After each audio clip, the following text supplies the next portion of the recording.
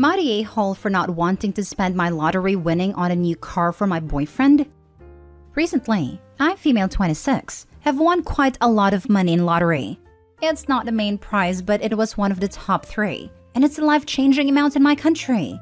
I grew up poor, very poor, and while I worked my way up, my closest family is still struggling. I help, but I cannot fix everything. At least I couldn't before. My winnings were recently deposited to my bank account, completely separate one to my normal one, and I'm not touching that money until I have my meeting with my financial advisors that I hired. My plan is to use small amounts of money to enjoy, use part to improve my family's life, like buying them flats that they can later on afford to upkeep but in safer place and of better quality, and invest the vast majority in different ventures to ensure a stream of revenue for years to come so I can live comfortably and help my family. The only people that know are my closest family and my boyfriend, Andy, male 30. We've been together for 7 months, but we don't live together. Andy has different plans though. He basically came up with a list of items he needs and have been pressuring me into getting them before I even speak to my advisors. Basically, he wants a new car. Stereotypically, he wants something like a Tesla, which he absolutely doesn't need. He wants us to move in together and for me to buy a house with a pool. He's now starting talking about kids, that we can afford them blah blah, even though he knows that I am child-free. I've been refusing every single request, telling him that necessities come first and that money is under lock and key until I speak with my financial advisors. He's not very happy about this. He's been calling me a Scrooge, telling him I don't love him anymore, and calling me a cheapskate. Worst of all, he now told every one of our friends about this. And they've started pressuring me as well, asking me to fund nights out, etc. And they've been very cruel when I refuse, a-hole being almost a compliment. I'm devastated. Am I really an a-hole in this situation? Am I the a-hole for not wanting to spend frivolously? Now for the top comments. Not the a-hole. Ditch the boyfriend ASAP. Don't buy him a pack of gum, let alone anything else. He's trying to manipulate you with guilt with "if you love me" and by telling mutual friends about your money. I'm so happy for you, using your money so well. Also, be careful with birth control. Sounds like he's trying to baby trap you. I mean, God, why would you even sleep with someone who is trying to bully you like this? Don't even worry about the birth control. Just completely stay physically away from this guy. Not the a-hole. You are doing the smart thing with this windfall, as well as keeping it to yourself. It's amazing how many people act entitled and the gimmies come out. Your friends are being the a-hole. Your boyfriend is the a-hole. This man and your friends are showing their true colors. He shouldn't be pressuring you for anything. He just wants access to that money. P.S. Consider going no contact or low contact with these friends while you process all this. +1 on your boyfriend and friends being a-holes. Life-changing money can show you who are really the ones that are friends. Friends wouldn't be asking you for money like that and expecting you to give it up so quick. That kind of money, if used frivolously, goes quick. Don't be a pushover. And please drop the boyfriend. It's been less than a year and he's expecting you to buy a car for him? How does that make sense? Not the a-hole. Not the a-hole. Unfortunately, your boyfriend now sees you as an ATM, not a girlfriend. It's not you. A sudden influx of money shows people's true colors. He and your friends will not leave you alone about this either. They will suck you dry for the money and then dump you. I would dump him and block them, then move ASAP. You need new friends. I thought the exact same thing. Dump him, the friends, and move. I don't think I would feel safe with people knowing where I live. Next story. Am I the a-hole for pretending not to know my fiancé after she had a meltdown during boarding the plane and was eventually thrown off? I imagine I'm gonna get raked over the coals for this one. So, my fiancé, maybe not for much longer, and I were on our way back from a vacation recently. It was a great time, and everything went off without an issue. That is, until we started boarding the plane. Now I know better, so I only bring a small backpack with essentials in case I don't get my checked bags. I can survive out of this backpack, and it will always pass baggage check for size and weight. Done a lot of traveling, so why fight the system? My fiancé didn't want to listen to my advice though, and chose to bring basically a regular size bag that barely fits the standards of carry-on. but generally speaking, the airline worker doesn't want to deal with the trouble and allows it through. But this time, the airline worker was not having it. It was a packed flight. We were boarding last in economy, and it was just a crap show.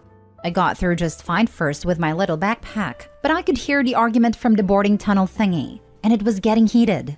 I was about to go back and try to smooth it out, but my fiancé rushed past and just boarded a plane. I assumed, not having heard it super clearly, that the attendant had given in and let her on. That was not a case. So, we found our seats and settled in. I was pretty tired, and I could tell she was upset, so I just kinda tucked into the window and put my hat down and tried to take a nap. But soon after, the airline worker and a cop shows up, and they're not messing around and want her off the plane. She tries to plead and cry, etc., but they're not having it. It may be in a moment of panic or just plain self-preservation. When a cop asked if we're together, I blurted out, "No," shaking my head emphatically. I got killed dagger eyes from her as she shut up and grabbed her bag and followed the cop out. She was also swearing and screaming the whole way out. Now, obviously, this is well after the event that I'm posting this. But when she did eventually get home after she caught the next flight out with the bag checked, lol, I was there to pick her up. She obviously thought I was the a-hole. And to be honest, almost everyone I know thinks I am, except my boss and co-workers, who for context were very much relying on me to be back on time, which I gave my word I would for a really important project that was time sensitive. They were all very happy I didn't get thrown off too. So am I the a-hole for this self-preservation? Not the a-hole. Get out while you still can. This is how she'll be forever. She'll never learn from this experience. Disagree. Nothing like the humiliation of a cop escorting you off a plane to learn that rules really are a thing. Loss of time, money, and public humiliation are very powerful teachers. And now Opie can reference this whenever she forgets her social decorum. Acting up in a restaurant? Jeez, I hope they don't escort you out of here like they did off that plane. But how is it possible an adult human needs that level of intervention? I have a hard time believing she'll reform. People like that just don't get humiliated. They get indignant and dig in on their wrong position harder. I couldn't deal. I'd be out. Honestly, I was ready to rake you over the coals. But now I'm thinking not the a-hole. This isn't like your fiancé had an anxiety attack over fear flying. It sounds to me like a full-on grown woman temper tantrum, which only happened because she didn't listen to your travel advice. To be fair, I don't travel light either, but I also don't try to put my giant luggage in the overhead bins. She did this to herself. I don't travel light either. I pay extra for luggage on flights. My significant other pokes fun at me about it with his backpack. But I say it's a luxury I choose to pay for. Next time he pokes fun, this story's coming out. Well, would you rather? Not the a-hole, and please seriously consider whether you want events like this to be a normal part of your life. Because someone who reacts like that when she knows she's in the wrong is not going to change. Although, if not for the work thing, and if you wanted to save the relationship, you probably should have gotten off with her. Not because she was anyway in the right, but because she's going to hold this over your head and sulk for a very long time. I'll be honest, I wouldn't have even argued with the airline worker. I'm just not like that. I would have smiled and politely agreed to whatever they wanted. I hate conflicts that are unnecessary. Conflicts like that can get you blacklisted. I wouldn't want to be anywhere near that either. Same for the police involvement. Next story. Am I the a-hole for not including my siblings' children in my will even though I'm child-free? I, female 39, have always had an almost non-existent relationship with my half-sister, female 59, and half-brother, male 57, in large due to our age gap, and that our father passed away when I was 2 years old. I grew up with my mother and always saw myself as a single child, even though my mother would talk about my siblings. Starting from when I was 14 years old, my siblings and I have made some attempts to create a relationship, but it has never worked. We are fundamentally different people. And if we didn't share a family connection, I would never have spent time with them. So we are low contact. I had a rocky start in my work life, having a degree I couldn't use. I got back to school for a new degree when I was 30. It worked out good, and I'm today working a high-paying job. For my days living on minimum wage and studying, I have learned to take care of my money. I was recently able to buy my own house, I don't have children, and no expensive hobbies. All this adds up to me being able to put money away each month, which is a big deal for me. Insecurity. When my father passed away, we divided inheritance. So my mother, as they were married, got 50% and us children split the other half equally. My siblings didn't want any of the memorabilia my father collected. Little value but cool things, so I have them now. Anyway, the other day my sister calls me. I'm a little taken aback, but okay, I can live with awkward small talk for 20 minutes. Then out of the blue, she asks me if I have a will. I didn't think, but just blurt out yes. She then asks me if her and my brother's children are the beneficiaries. I'm honest and say no. I have met my brother's two girls once when I was about 20 years old. I have never even met my sister's children. She then starts to question who I will leave everything to. I say that father's memorabilia will go to an aviator museum. Some things will be given to close friends as they hold shared memories. The rest is to be sold, and together with my savings be split evenly between an organization helping people with alcohol and drug addiction and cancer research. My sister is livid, telling me that that is money that can make a big difference in my siblings' children's lives. Sure, but I don't feel obligated to provide that for them. If I wanted to leave my money to someone, it would be my boyfriend's son. I have seen him grow up and been like an aunt to him. Now my brother is calling too and saying that I'm being cruel and that I am stealing both the past and the future from his children. So am I the a-hole for not including my siblings' children in my will?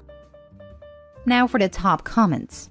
Not the a-hole. You don't know your siblings' children. They don't know you. You aren't particularly close to your siblings and never have been. It's entitled to the point of being absolutely tacky that they think they can shake you down for money on the basis of shared DNA, which never meant anything to them during your formative years and doesn't mean much now. Not the a-hole. You barely have contact with your sister, and she calls you out of the blue to ask if you have a will? Also, you're only 39. Something sounds fishy, like she wants something. Keep your guard up.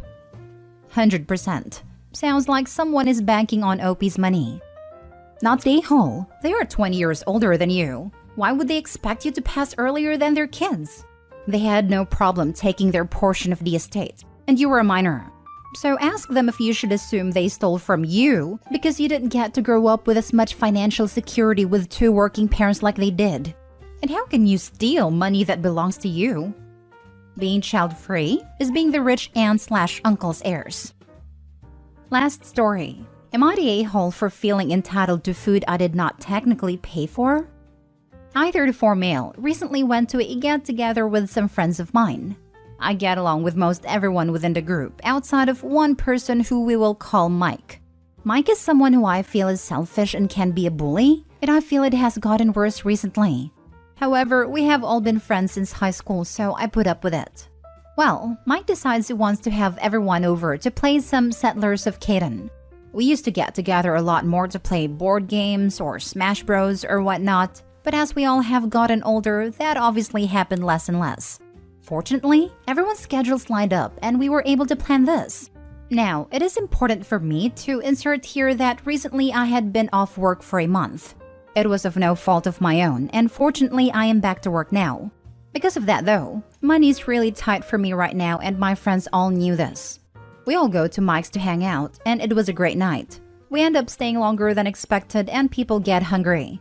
Some people decide they want to order pizza. They ask if I want to throw in some money for pizza and I say, no, gotta watch what I spend for a bit. Obviously I wanted some and could probably afford it, but I was trying to be responsible. Another friend of mine, we'll call Jake, offered to put in for me but I tell him, no, I will be okay. Maybe this is where I messed up.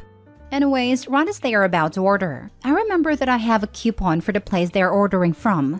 It had been my birthday a week prior and received it as a gift or something. I let them know I have it and that they can use it and it added on a medium one topping for free. They're excited for it and accept it. I guess it's important to note that I have offered it willingly, not as a trade or bargain. The pizza arrives and everyone digs in. I ask everyone if it's cool if I have some of the medium pizza.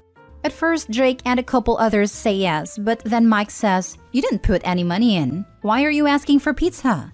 I explained that this pizza wouldn't even be here if not for me, but he says that it also wouldn't be here without him because everyone else paid for the other pizza. Jake offered to throw in a few bucks for me again, but Mike said it's BS that I tried to pull this. It really put a damper on the night, and I ended up leaving without having any. Mike sent messages in the group chat about how I tried to pull a fast one on everyone. Most everyone is trying to stay out of it, outside of Jake, who is still sticking by me. I understand that I didn't put money in, but I can't help but feel like he is making way too big a deal about this. So I come to you all. Am I the a-hole? Edit. There appears to be some misunderstanding, but the coupon was spend $20, get a one-topping pizza for free. Not that I just add on one topping to an existing pizza. An entirely new pizza was added. Wow, not the a-hole. Your coupon bought that pizza, so you contributed. But the guy has issues. Who tries to deny a friend food and humiliate them? Absolute prick. Dude, you got them a free medium pizza. Does Mike want to pay you back for that? Unbelievable. Mike is totally the a-hole here. Did he read the first chapter of A Christmas Carol and see a life path? Jesus Christ. Even if the guy hadn't had a freaking coupon, if he were at my house, he'd be eating. Opie's friends angers me too. It is food. Opie, you are not the a-hole by any stretch of the imagination, but you need better friends. Not the a-hole. You didn't assume and take pizza. You asked for a slice of the pizza your coupon provided. My friend group would have looked at you like an alien and go, duh, we aren't just going to eat in front of you. So long as this wasn't a constant thing. Mike doesn't sound like a great friend. Agreed. This whole thing is strange. Someone is having a tough time. Friends help out. If this is how Mike treats a friend, imagine how he treats strangers. Opie, not the a-hole.